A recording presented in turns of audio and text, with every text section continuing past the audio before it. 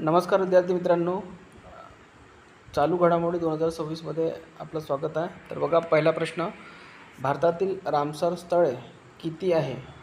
तर बघा, रामसर स्थळांची संख्या ही लक्षात ठेवा, कारण खूप महत्त्वाचा प्रश्न आहे. तर पहिला ऑप्शन आहे 98, दुसरा ऑप्शन आहे 99, तिसरा ऑप्शन आहे 100 आणि चौथा ऑप्शन आहे 101.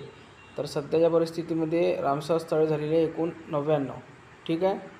आणि 99 क्रमांकाचं कोणतं झालेलं आहे ते सुद्धा आपण बघूया. तर बघा, नवीन समावेश शेखा झील पक्षी अभयारण्य अलीगढ उत्तर प्रदेशमध्ये झाला आहे. ठीक आहे. नावसुद्धा लक्षात ठेवा, शेखा झील पक्षी अभयारण्य अलीगढ उत्तर प्रदेश. ठीक आहे. नवीन जे 99 क्रमांकात झाला आहे ते.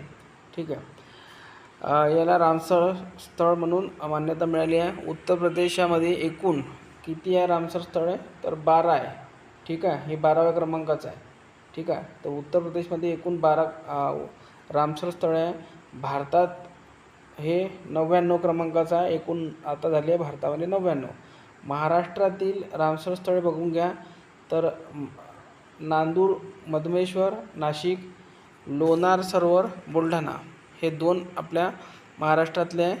त्यानंतरचा पुढील प्रश्न बघा, नीती आयोगाचे उपाध्यक्ष कोण आहे?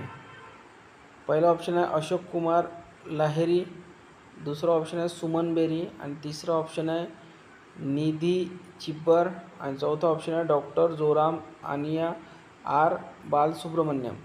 तर याचं करेक्ट उत्तर आहे ऑप्शन क्रमांक 1 अशोक कुमार लहेरी. तर नीती आयोगाचे नवीन जे उपाध्यक्ष झालेले आहे ते आहे अशोक कुमार लहेरी आणि अध्यक्ष जे असतात ते असतात भारताचे पंतप्रधान. ठीक आहे. तर सुमन बेरी या आधीच्या उपाध्यक्ष होत्या, हे लक्षात ठेवा. ठीक आहे. नीती आयोगाच्या उपाध्यक्ष कोण होत्या? अशोक कुमार लहेरीच्या आधी सुमन बेरी होत्या, हे लक्षात ठेवा. त्यानंतर बघा, पद जे आहे ते उपाध्यक्ष नीती आयोगाचं नियुक्ती एप्रिल 2026, पदभार 6 मे 2026 पासून आणि मागील ज्या तुम्हाला सांगितलेल्या उपाध्यक्ष कोण होत्या? सुमन बेरी. त्यांच्या जागेवर आता अशोक कुमार लहेरी आले आहे. तर अशोक कुमार लहेरीबद्दल काही महत्त्वाची माहिती बघा. तर माजी मुख्य आर्थिक सल्लागार भारत सरकारचे होते ते. 15 वित्त आयोगाचे सदस्य होते. आंतरराष्ट्रीय संस्थांमध्ये काम, IMF, वर्ल्ड बँक, ADB. प्राध्यापक, दिल्ली स्कूल ऑफ इकॉनॉमिक्स या स्कूलला ते होते. आणि नीती आयोगाची बद्दल काही महत्त्वाचे पॉईंट बघा. तर नीती आयोगाची स्थापना झालेली आहे 1 जानेवारी 2015. अध्यक्ष पंतप्रधान नरेंद्र मोदी आणि उपाध्यक्ष तुम्हाला आताच सांगितलं अशोक कुमार लाहिरी. पुढील प्रश्न बघा, फेमिना मिस इंडिया वर्ल्ड 2026 विजेती कोण आहे? तर पहिला ऑप्शन आहे साध्वी सतीश शेल, दुसरा ऑप्शन आहे राजनंदिनी पवार, तिसरा ऑप्शन आहे अद्वैता जी आणि चौथा ऑप्शन आहे यापैकी नाही. तर याचं करेक्ट उत्तर आहे फेमिना मिस इंडिया वर्ल्ड 2026चे विजेते आहे साध्वी सतीश शेल हे आहे. आणि याच्या आधीच्या ज्या होत्या त्या बघा, पहिल्यांदाच गोव्याची विजेता आहे. तर ही जी आहे साध्वी सतीश शेल या गोव्याची आहे, हे लक्षात ठेवा. इव्हेंट कितवा क्रमांकाचा होता? तर 61वा क्रमांकाचा होता फेमिना मिस इंडिया. ठिकाण कुठं होतं? तर भुवनेश्वर, ओडिशा या राज्यामध्ये होतं. भुवनेश्वर ठिकाणी होतं. ठीक आहे. दिनांक 18 एप्रिल 2026ला. इतर विजेता बघा, तर ज्या बाकीचे ऑप्शन आहेत ते बघा. तर पहिली उपविजेता कोण आहे? राजनंदिनी पवार या महाराष्ट्राचे आहे आणि दुसरी उपविजेता अद्वैताजी जम्मू आणि काश्मीरचे आहे. ठीक आहे. पुढे जे आहे मिस वर्ल्ड 2027मध्ये भारताचे प्रतिनिधित्व हे करणार आहे. ठीक आहे. कोण? तर जे विनर आहे त्या कोण आहे? तर साध्वी सतीश शेल. तर मिस वर्ल्ड 2027चे प्रतिनिधित्व या करणार हे सुद्धा लक्षात ठेवा. पुढचा प्रश्न पहा, MS स्वामीनाथन पुरस्कार 2024-25. तर 2024-25चा जो आहे तो 9व्या क्रमांकाचा कोणाला मिळाला? तर MS स्वामीनाथन अवॉर्ड कोणाला मिळालेला आहे? तर पहिला ऑप्शन बघा BR कंबोज, दुसरा ऑप्शन आहे डॉक्टर CH श्रीनिवास राव, तिसरा आहे डॉक्टर सुरिंदर आणि चौथा ऑप्शन आहे डॉक्टर प्रवीण राव. तर याचं जे करेक्ट उत्तर आहे ते option number 2 doctor C.H. Srinivas Rao हे यांना MS स्वामीनाथन पुरस्कार 2024-25चा मिळालेला आहे. आणि 9व्या क्रमांकाचा आहे. तर डायरेक्ट विचारू शकतात की 9व्या क्रमांकाचा स्वामीनाथन पुरस्कार कोणाला मिळाला, वर्ष गायब करू शकतात ते कन्फ्यूज करण्यासाठी. तर लक्षात ठेवा दोन्ही पण 2024-25चा हा 9व्या क्रमांकाचा आहे.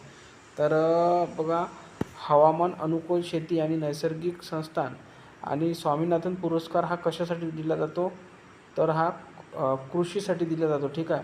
व्यवस्थापनातील योगदानासाठी सन्मान दिलेला आहे. पुरस्कार प्रदान एम व्यंकटेश नायडू, बक्षीस सुवर्णपदक प्रमाणपत्र आणि 5 लाख रुपये. तर बक्षीसचं जे स्वरूप आहे ते सुद्धा लक्षात घ्या. एक सुवर्णपदक देण्यात येते, एक प्रमाणपत्र आणि 5 लाख रुपये देण्यात येते. MS स्वामीनाथन भारताचे हरित क्रांती जनक होते आणि ICAR मुख्यालय नवी दिल्ली, नार्म मुख्यालय हैदराबाद, भारतातील कृषी क्षेत्रातील योगदानासाठी दिला जाणारा हा प्रतिष्ठेचा पुरस्कार आहे. डॉक्टर MS स्वामीनाथन पुरस्कार, doctor MS Swaminathan award, Lord leadership in agriculture हा 2004 पासून स्थापन केलेला आहे. हे सुद्धा लक्षात ठेवा. जो MS स्वामीनाथन पुरस्कार आहे हा 2004 पासून स्थापन झालेला आहे. हे सुद्धा लक्षात ठेवा. तर हा पुरस्कार सहसा दर 2 वर्षांनी दिला जातो. हे सुद्धा लक्षात ठेवा. प्रत्येक वर्षी दिला जात नाही, हा 2 वर्षांनी दिला जातो. कृषी संशोधन विकास क्षेत्रातील सर्वोच्च योगदानासाठी हा दिला जातो. आतापर्यंत 2026 पर्यंतचे प्रमुख पुरस्कार विजेता एकूण 9 आहे. ठीक आहे. तर MS स्वामीनाथन पुरस्कार 2024-25चा CH श्रीनिवास राव यांना मिळालेला आहे. ICAR नार्मचे संचालक आहेत ते. 2024ची विशेष. ठीक आहे. 2024ला कोणाला मिळालेला आहे, तर प्राध्यापक BR कंबोज, चौधरी चरणसिंग हरियाणा कृषी विद्यापीठाचे कुलगुरू यांना मिळाला. यांना 2 जानेवारी 2024 रोजी सन्मानित करण्यात आलेलं होतं. त्यानंतर बघा 13वा जो पुरस्कार आहे, 13वा पुरस्कार 2023. ठीक आहे. डॉक्टर सुरिंदर सुरी MS यांना मिळालेला आहे. ठीक आहे. त्यानंतर बघा सहलग 7वा पुरस्कार हा V प्रवीणराव यांना मिळालेला आहे. जयशंकर तेलंगणा राज्य कृषी विद्यापीठाचे कुलगुरू आहेत ते. आणि 3रा पुरस्कार 2008ला डॉक्टर वासल यांना मिळालेला आहे. तर आतापर्यंत 9 पुरस्कार दिलेले हे लक्षात ठेवा. आणि जे पण ऑप्शनमध्ये आपण दिलेले होते त्या ऑप्शनचे आपण पूर्ण तुम्हाला एक्सप्लेनेशन सांगितलेलं आहे की कोणत्या वर्षी कोणाला मिळालेलं आहे. तर पुढचा प्रश्न पहा. भारताचा 95वा ग्रँड मास्टर कोण आहे, तर पहिला ऑप्शन बघा आरव डेंगला, दुसरा ऑप्शन आहे मयंक चक्रवर्ती, तिसरा ऑप्शन आहे औरंग घोष आणि चौथा ऑप्शन आहे यापैकी नाही. तर 95वा ग्रँड मास्टर कोण आहे, तर औरंग घोष, ऑप्शन नंबर 3 याचं उत्तर आहे. त्यानंतर बघा जे बाकीचे ऑप्शन आहेत त्याच्याबद्दल बघूया आपण. तर 93 क्रमांकाचा आरव डेंगला यांना 93 क्रमांकाचा मिळाला आहे. 94 क्रमांकाचा मयंक चक्रवर्ती यांना मिळाला आहे. 95 क्रमांकाचा औरंग घोष यांना मिळालेला आहे. मयंक चक्रवर्ती हे आसामचे आहे. तर डेलीला या चॅनलवर करंट अफेअरचा व्हिडिओ येत असते विद्यार्थी मित्रांनो. तर सर्वांनी आपलं चॅनल सबस्क्राईब करून ठेवा, व्हिडिओला लाईक करा, शेअर करा, चॅनलला सबस्क्राईब करून ठेवा.